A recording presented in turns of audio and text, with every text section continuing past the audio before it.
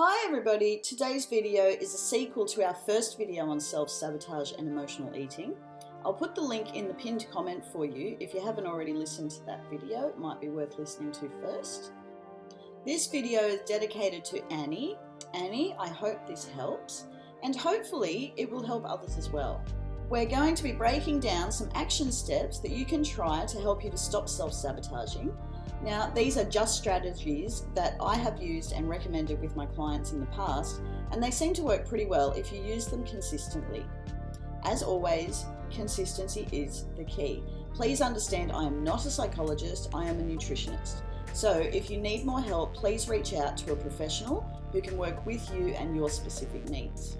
If you'd like more videos about nutrition and plant-based diet for health and weight loss, please subscribe to the channel and help us grow. We put out new videos each week to help you on your journey, and don't forget to leave your questions in the comments below, and we may even make a video dedicated to you. So the objective of today's video is to get to know yourself well enough to recognize your trigger before you reach for the food. Then we need to put some action steps in place so that you can change those old habits.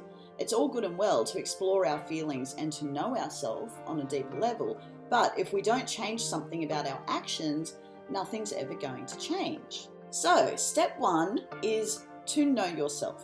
And the best way I've ever found to increase self-awareness is to start journaling. If you write about yourself, you'll start to know yourself on a much deeper level. And this pays dividends not only for weight loss, but in every other area of your life. It will help you to have a happier life overall. So how do you get started? Well, it's very simple. Pick a time each day where you can devote to yourself. Most people will use either the first hour or the last hour of each day. So what will you be writing about?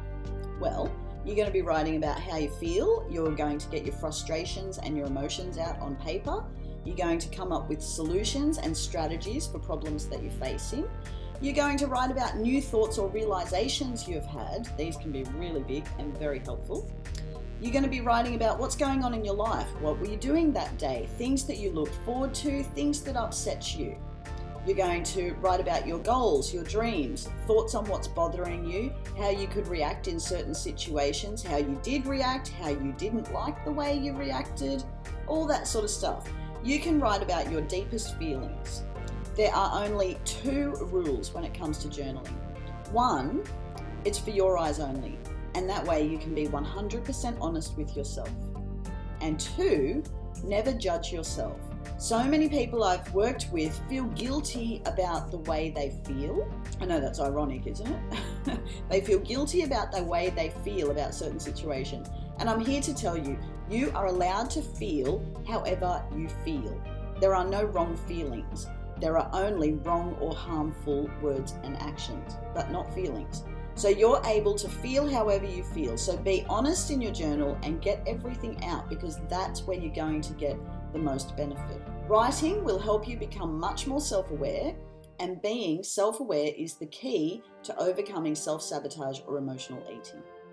Okay, so you'll be spending time writing each day. Now, let's put some actions in place. These are 3 things that you can do in the moment when you're about to self-sabotage. You might want to write these down and stick them up on the fridge so that you have them handy, or put them in your wallet, wherever you need to put them. The first one is straight up distraction. Just like you would with a puppy or a small child, you want to change the focus of your mind and distract yourself for long enough so that the cravings pass. This is probably the most simple and one of the most effective ways to get past a moment of self-sabotage. So what I'd suggest is to write down a list of things that you've been meaning to do, or pick some kind things that you can do for yourself. Maybe you can paint your nails or do a pedicure or things like that. Do some chores around the house. Write out a list of things that you never seem to get done and pick one. Very simple. Do these things first, and above all, stick to your food routine. Action step number 2 is to play the weight game. So this is how this works. Tell yourself you can have the food, but you need to wait. And put a time limit on it. let's say 3 days. This way, you're not actually denying yourself, but you are allowing yourself to truly feel. And that's the key. In these self-sabotaging times, many of us are really trying to stuff down our feelings. So, waiting will allow you to let those feelings surface. Then you can move through those feelings and find a new way to deal with uncomfortable emotions after enough practice, because that's what it is, consistency, remember, practice. And when you take this route, you'll probably notice that once the feelings pass, you don't want the food anymore. The food was purely just to help you cope with emotions and to pep up your serotonin and dopamine levels to make you feel better. In most cases. So step number 3 is to play the consequences game. And this is what this game looks like. Now this is hardcore. You cannot get yourself distracted. You can't make yourself wait. Your cravings are full on and you need something really powerful to get you through this moment. This is when you use the consequences game. So this is how it works. You're having a strong craving. You tell yourself, yeah, you can have that.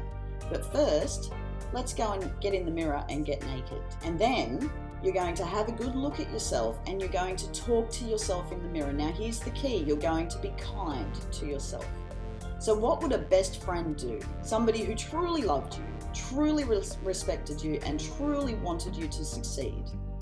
They might say something like, you can do whatever you want, but there are consequences to this choice. And do you really want the food more than you want your dream or your goal? There are other ways to soothe yourself. So what about if we go and find something else? So you notice in that little talk that I just had with myself, I'm not putting myself down, I'm not calling myself names, I'm not hating myself in the mirror. I'm just reminding myself of why I'm doing this in the first place. I'm not happy with myself. So let's find something else. And you know what? If you really want that chocolate bar, you can have it. But there is a consequence to that choice. So when you're playing this game, always be kind to yourself. Do not put yourself down. Do not call yourself names. That's half the problem. So let's not keep that going. Getting to our happy weight is all about being happy, right? And you're never ever going to be happy while you're putting yourself down. So that is a habit that all of us need to work on and try not to do as much as possible. So I know that these might sound like crazy little mind games, and they are, but that's okay. If they work, that's a good thing. So give them a try. Let me know in the comments how they worked for you.